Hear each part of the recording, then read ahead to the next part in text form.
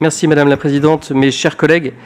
Je veux d'abord joindre notre voix aux hommages que vous avez rendus, Madame la Présidente, notamment à nos 13 soldats qui ont péri au Mali, donnant leur vie dans ce combat que la France mène au Sahel. Et puis très brièvement, rebondir sur les propos des présidents de groupe qui se sont exprimés.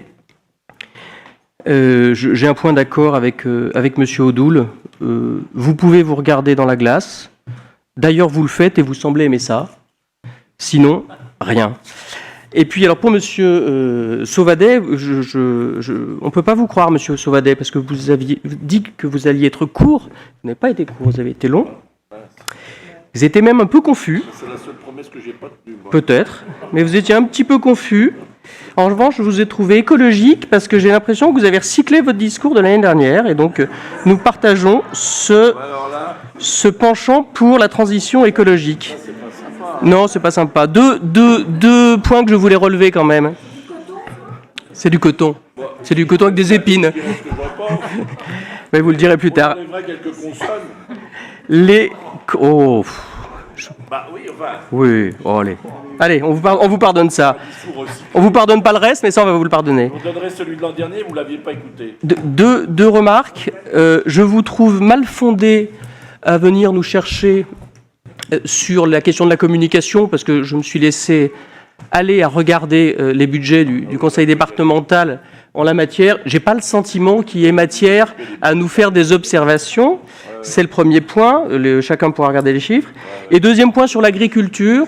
Sur l'agriculture, je vous trouve presque désobligeant avec nos agriculteurs, parce qu'on a vraiment l'impression, à vous entendre, que les agriculteurs sont prisonniers de nos politiques, alors que, précisément, on concerte, on travaille avec les chambres d'agriculture, et que ce que cette région, cette majorité fait pour l'agriculture, elle le fait avec les agriculteurs. Donc voilà, je pense qu'il faut en parler avec eux et constater qu'ils sont grands, majeurs, capables de prendre des décisions pour l'intérêt de leur profession.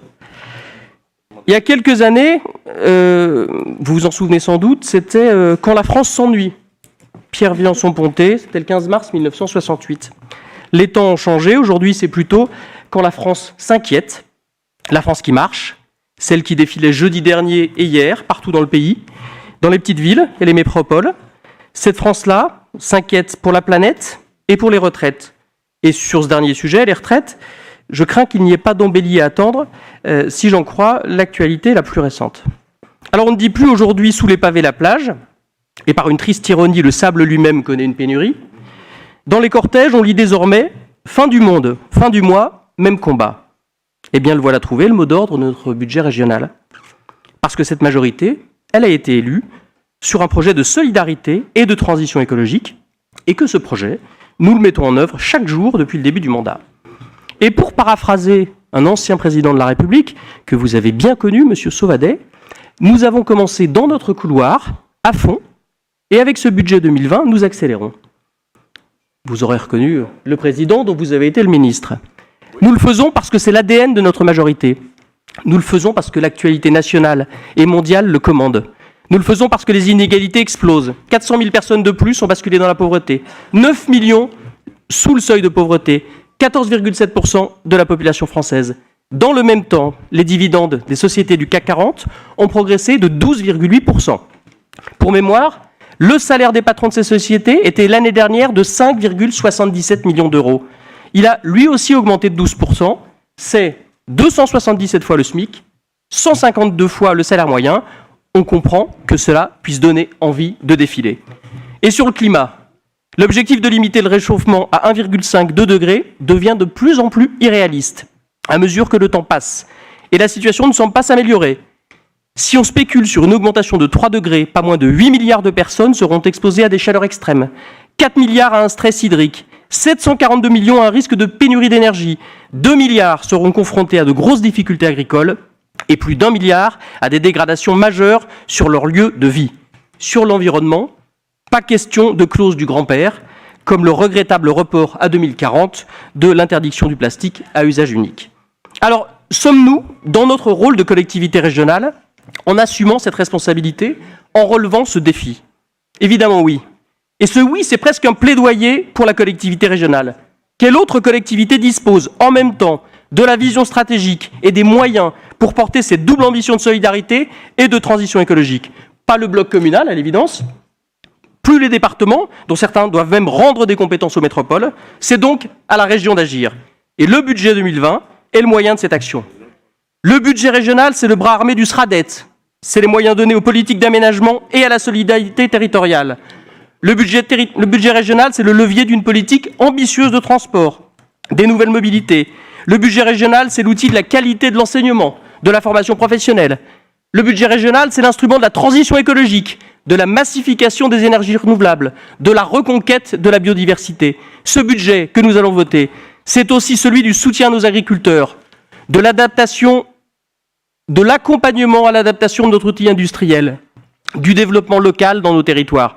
Ce budget régional, c'est enfin celui de la cohésion sociale, avec un soutien marqué aux acteurs de la culture et du sport. Voilà notre ambition. Et face à notre ambition, que vous pourriez partager, Monsieur Sauvadet, vous mégotez. Je pourrais dire que notre maison brûle et vous sortez la calculette.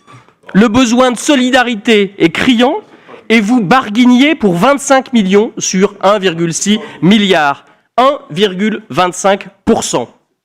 Et ce n'est pas 1,1% de bonne gestion, c'est plutôt 1,25% de petite politique. Notre génération d'élus, elle a un rendez-vous historique, un double rendez-vous même, celui du pacte républicain, abîmé par les inégalités, celui de la transition écologique. Alors l'heure n'est pas aux économies tactiques, à la petite comptabilité politicienne, l'heure elle est aux dépenses productives, aux dépenses d'avenir, aux dépenses intelligentes et maîtrisées. Et notre budget, ce budget, c'est celui des territoires en transition écologique. C'est le budget qui épaule les collectivités locales, vous ne pouvez qu'être d'accord. C'est le budget qui soulage le pouvoir d'achat des familles. C'est le budget qui investit dans les logements économes, dans les équipements publics structurants, dans la santé de proximité, dans le désenclavement numérique et physique de tous les territoires. En décembre 2017, vous aviez trouvé votre slogan, et la présidente l'a rappelé, que vous alliez décliner tout au long du mandat. Une région, petit bras, qui n'avait pas pris la pleine mesure de la fusion en n'investissant pas massivement. Un peu plus tôt, en janvier 2017, nos investissements étaient jugés par vous irréalistes et nous dépensions sans avoir fixé de cap. Cette année, le cru 2019, c'est trop d'investissements et pas assez d'économies de fonctionnement. Alors, je vais vous proposer un exercice que m'a d'ailleurs suggéré mon collègue Hicham Boujila. On va dire chiche, les économies, on les fait où? Notre majorité, lors de ces 4 dernières années, a volontairement orienté les politiques publiques régionales en faveur du pouvoir d'achat, pour améliorer le quotidien des Bourguignons franc-comtois. Face au désengagement de l'État sur certaines de ses compétences, nous avons fait le choix d'assumer des dépenses qui sont, à nos yeux, plus que nécessaires. Ainsi, dans le domaine de la formation professionnelle, nous avons doublé la rémunération des stagiaires, triplé pour les moins de 18 ans, passant de 130 à 434 €. Nous avons triplé la bonification des frais de déplacement. Ou bien encore, nous avons instauré une aide à l'entrée en formation de 200 €. Et notre travail dans ce secteur est reconnu au niveau national, et cela restera comme une des fiertés de notre mandat. Alors, voulez-vous vraiment faire des économies sur les bénéficiaires de la formation professionnelle? Sans doute non. Nous avons également voté des aides à destination de nos lycéens, notamment une aide de 100 € pour les boursiers, pour mieux vivre l'internat. Nous avons adopté la tarification sociale. L'enveloppe globale consacrée à ce dispositif d'aide aux familles boursières représente 2,25 millions d'euros pour l'année scolaire 2019-2020. On le supprime, ce budget-là? Toujours à destination des jeunes bourguignons franc-comtois, la carte avantage jeune, étendue à l'ensemble du territoire, a vu son offre se densifier pour offrir des services à moindre coût.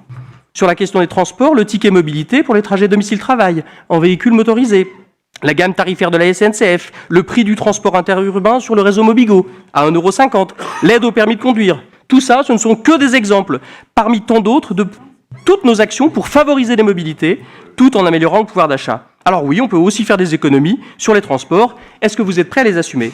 Enfin, je n'oublie pas la rénovation énergétique, et je vais paraphraser mon collègue Pierre Grosset, qui a résumé en une phrase toute la philosophie des politiques publiques régionales en la matière. Moins on consomme, mieux on consomme, c'est aussi une forme de retour sur le pouvoir d'achat. Alors les économies, on les fait où? Il nous reste la possibilité de supprimer des pans entiers de politiques publiques. Vous demandez 25 millions, culture plus sport, ça fait le compte, ça fait 26,6 millions d'euros. Alors, comme vous avez pris l'habitude de faire des courriers pour annoncer les bonnes nouvelles aux bénéficiaires des aides régionales, vous saurez sûrement trouver la formule pour annoncer à tous ces acteurs-là qu'on les met au pain sec et à l'eau. La réalité, Monsieur Sauvadet, c'est que non. Oh, c'est nul, écoutez. Oh, là, vous devez être fâché pour dire ça. Alors, la réalité, Monsieur Sauvadet, c'est que vous ne nous ferez pas faire de mauvaises économies et qu'il va falloir vous y faire. Nous allons tenir notre ligne, celle de l'investissement qui progresse année après année, de la dette contenue et des dépenses de fonctionnement maîtrisées. Finalement, ce budget, c'est les autres qui en parlent le mieux. Je vais citer le Césaire, qui dit qu'il approuve cet effort fait en matière d'investissement et qui est conforme aux orientations de la stratégie de mandat. Voilà, résumé en une formule, la validité de nos choix et leur cohérence. Pour terminer ce propos, puisque je vais essayer, moi, d'être court, je vais faire, une fois de plus, un peu de peine au Rassemblement national. J'ai lu vos amendements budgétaires et votre désir obsessionnel de supprimer l'enseignement du français à ceux que la vie a conduits chez nous. Eh bien, nous allons continuer. Par souci de justice, de dignité, d'intégration. Et nous refuserons tous les amendements qui opposent chacun à tous les autres. Les ruraux aux urbains, les migrants aux précaires, l'art contemporain au patrimoine, la solidarité internationale aux étudiants. Parce que nous pensons avec Jaurès, c'est qu'au fond, il n'y a qu'une seule race, l'humanité.